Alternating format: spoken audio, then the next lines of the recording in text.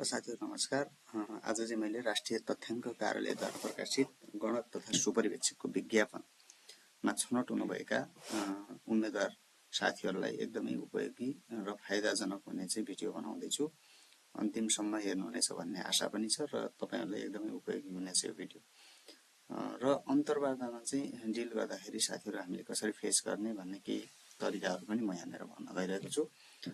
जस्तो हामी अन्तर्वार्तामा जाँदाखेरि पहिलो कुरो त हामीलाई व्यक्तिगत र परिचयात्मक प्रश्नहरु त्यहाँनिर सोधिन्छ।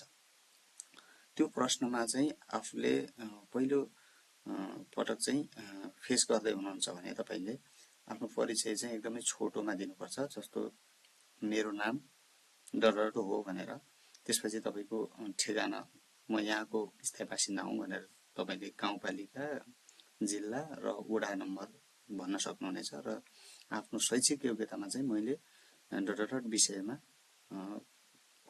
योग्यता पूरा गरेको छु भन्न सक्नुहुन्छ र मलाई तथ्याङ्क संकलन र अब त्यो जुन विषयमा चाहिँ तपाई इन्टरभ्यु फेस गर्दै हुनुहुन्छ त्यो विषयमा चाहिँ रुचि छ भनेर चाहिँ तपाईले भन्न सक्नुहुन्छ। जस्तो मलाई तथ्याङ्क संकलन र क्षेत्रगत कार्यमा रुचि भएकोले यो पदका लागि आवेदन दिएको हुँ भनेर भन्न सक्नुहुन्छ है त।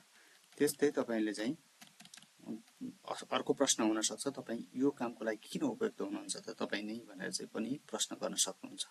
जस्तो म स्थानीय भूगोलसँग परिचित छु, नयाँ मानिसहरुसँग सजिलै घुलमिल हुन सक्छु र मसँग मोबाइल ट्याब्लेट प्रयोग गरेर डाटा भर्ने प्राविधिक क्षमता छ तपाईले भन्न सक्नुहुन्छ र त्यहाँनेर तपाईले कन्फिडेन्स देखाउन सक्नुहुन्छ।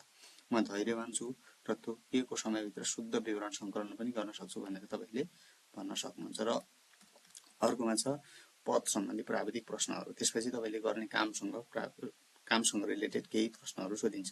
जस्तो तथ्याङ्क संकलनमा गोपनीयताको के महत्व हुन्छ भनेर भन्न सक्नुहुन्छ।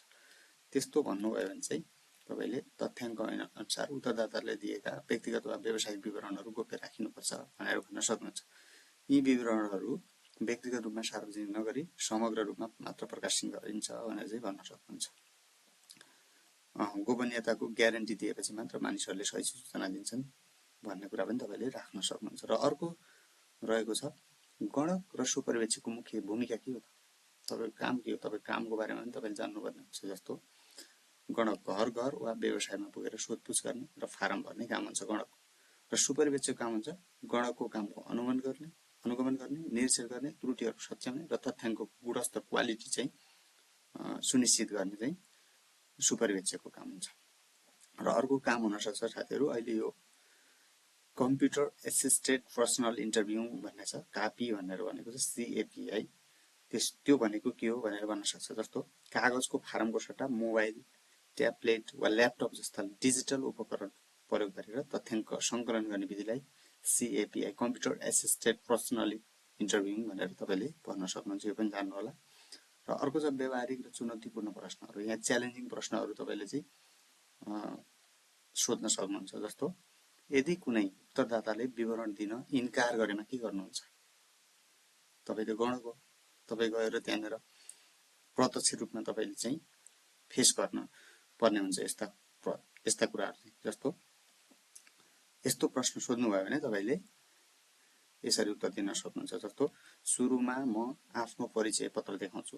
तपाईले परिचय पत्र देखाउनु भयो भने मात्रै तपाईले चाहिँ आधिकारिक मान्छे हो भन्ने पत्याउनुहुन्छ उहाँहरुले। र यो गणनाको राष्ट्रिय महत्व र यसले भविष्यमा बन्ने योजनामा पार्ने प्रभाव बारे बुझाउँछ। त्यो कुरो पनि तपाईले बुझाउनु पर्ने हुन्छ। र तै पनि नमानेमा स्थानीय जनप्रतिनिधि वा सुपरिवेक्षकको सहयोग लिएर उहाँलाई विश्वस्त पार्ने कन्भिन्स गर्नुपर्ने हुन्छ। सजिलो पनि छैन है साथीहरु। र तथ्याङ्क संकलन गर्दा हुन सक्ने मुख्य गल्तीहरु के हुन्? यहाँ हेर्नु है, गल्ती के हुन सक्छ?